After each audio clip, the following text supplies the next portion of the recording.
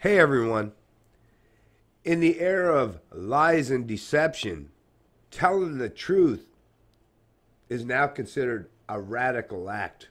Case in point is a CBC News article under the entertainment section headline, Hollywood director Terry Gilliam is under fire for comparing #MeToo to mob rule. The Fisher King and 12 Monkeys filmmaker said those who met with Harvey Weinstein knew what they were doing. I mean, we are talking about adults here, folks. So, yeah, a little personal accountability, a little personal responsibility goes a long way. But once again, even by simply pointing out the obvious, well, that's a radical act nowadays. I don't know how we've got to this point. Well, I have an underlying idea. I have somewhat of a grasp and understanding on some of the baseline premises, means, and measures as to how we got to this point. But I can't point to any particular individual actor and claim that they or this person in particular is responsible. But I do recognize that telling the truth is a very radical, outrageous, and mostly rejected act nowadays. And it's all done under the guise of political correctness. The Fisher King and 12 Monkeys director Terry Gilliam is facing backlash from Hollywood after comments he made about disgraced media mogul Harvey Weinstein. Sexual harassment and the #MeToo movement resembling mob rule.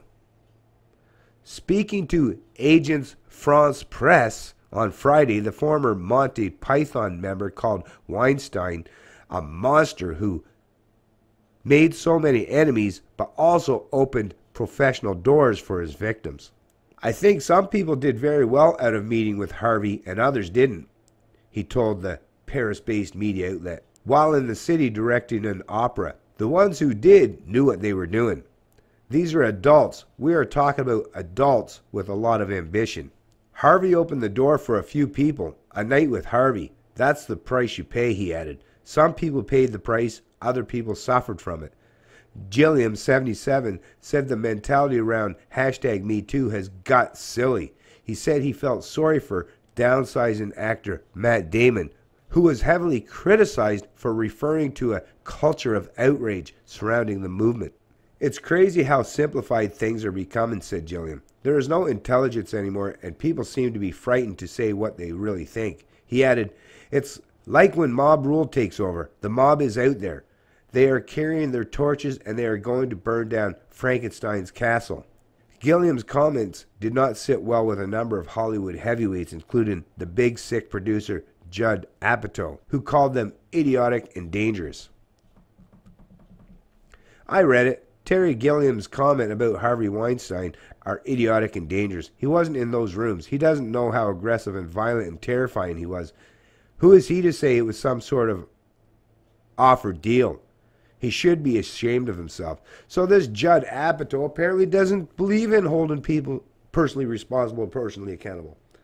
He is literally the kind of person that looks at certain people as just, I don't know, helpless victims, just slaves, just pawns on a chessboard that have no personal autonomy or resolve or personal ambitions. They're just, they've just been helpless victims taken advantage of by this overweight old fuck Weinstein. Like, come on. Like I say, you're not fucking helping anyone by telling them they're just a bunch of helpless fucking victims. Like, holy fuck, this shit drives me nuts when I hear this kind of stuff. Would you raise your, well, actually a lot of you out there, not the ones that predominantly watch my videos, but a lot of you fucks out there do raise your kids to think in this fucking kind of fucking victim mentality bullshit. So you are the very people that would put forth and present this kind of dialogue, this kind of narrative. Well, you get exactly what you fucking deserve as a result of that. You want to play the victim? You'll always and forever be a victim. Anyways, I'll post a link to this article in the description of the video below. I mean, come on. Like, seriously, folks. Like, this is the one thing the most important thing that I can tell people, and I mean, I come at things from so many different ways and so many different angles, and I try so many times in so many ways to help educate and inform people. I'm down to, I'm wearing thin here, folks. I'm running out of fucking ammo here. I really am. I don't know what it's going to take anymore. I don't know what the hell it's going to take. Do you really want to play the victim mentality? Is that how you want to play this game? Because eventually, I guess, at some point in time, maybe even people like myself would just like throw our hands up in the air and say, fuck it! I'm tired of fucking telling these people anything. They don't want to listen. Just let them suffer, let them stew in their misery, let them stew in their mess, and maybe someday, when their ass is fucking rashed, right? When it's rotten from the inside, from all the shit they've been stewing in, maybe at some point in time they'll realize that, fuck, maybe I better stop fucking stewing in my shit and start standing up strong, boldly, carrying that load, like people like Jordan Peterson says, stick your chest out, put your fucking shoulders up, right? Like, carry your heavy load. Listen, we've all been at fucking many times throughout our life where we've been a victim. I've fucking been a victim many times in my life. I'm still a fucking victim. But I don't fucking make that as the baseline premise for how I'm going to live going forward. Because if I constantly thought of myself as nothing more than a victim, well, let me just tell you, I'd be one of those people. I'd be just another statistic of one of those fucking people out there that have either put a bullet in my head or are seeking for some position of authority or government to take care of me so that I don't have to deal with the reality of living. There are apparently a lot of people in Canada, a lot of people in the Western world that feel this way, that have already gotten this point. Well, that tells you there's something very much wrong with your society. There's something entrenched in your psychology, something entrenched in your culture that is destroying your natural and proper incentives. And it's called a lack of fucking freedom, folks. That's the thing. You're all lacking freedom. And you know what? The more you enslave others, and the more they'll try to enslave you, every one of you, whether you're from the left or the right or anywhere in between, you're all going to be a bunch of miserable fucks, and you're going to die that way eventually because, yeah, life is finite. So you're just carrying on that victim mentality, that victim fucking pretense right onto your grave, and you're bringing down a whole lot of other people with you. I don't know. Like I say, I'm trying my best. There are a lot of us out here. We're trying our best on a continuing, ongoing basis. But listen.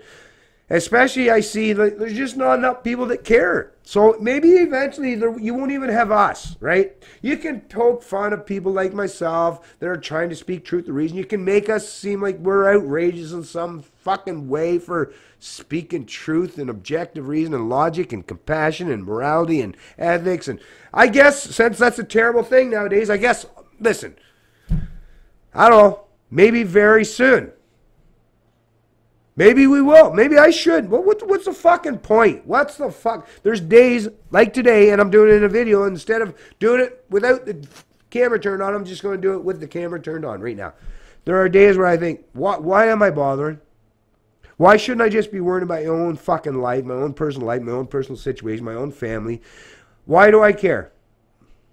Well, most important reason is because I got kids, but once again, I can't, as much as I wish I could change things, society doesn't seem to want to align with giving people freedom. Most people want to use the gigantic gun room, aka government, against each other. It's like, I don't know. So maybe, well, I mean, I have redundancy built in. I have taught my kids to be able to and be confident and capable enough to take care of themselves in any situation that's presented to them. So I don't know, like I guess I've already got that base covered. Why I'm trying to help everyone else, fuck, to this day, I still don't know. I don't know why I try. I don't know. I question myself on a continuing and ongoing basis. Why do I try? Why do I put all this time and effort in? Never been paid a dime. Years and years and years and years and years and years and years of effort. Yeah, some gradual growth. Some, instead of 10 people, I guess I got maybe 1,000 or a couple thousand, but in the grand scheme of things, fucking dropping the bucket, right? Minuscule. Putting all this work in for pennies on the dollar. Actually, not even pennies. I don't even get a penny. Well, can't even get a penny anymore. So why I do it, I don't know. And maybe I won't do it. Maybe I won't continue to do it. going forward. Maybe not for much longer. And I guess, I don't know, just let things let things play, let things unfold the way they're going to unfold, and fuck it. Maybe when things get bad enough, people will start to recognize that, shit, we probably should have listened to people like Ben a long time ago. But by that time, it'll be too late, of course. But hey, it is what it is. It's Canadian Libertarian, and I love liberty.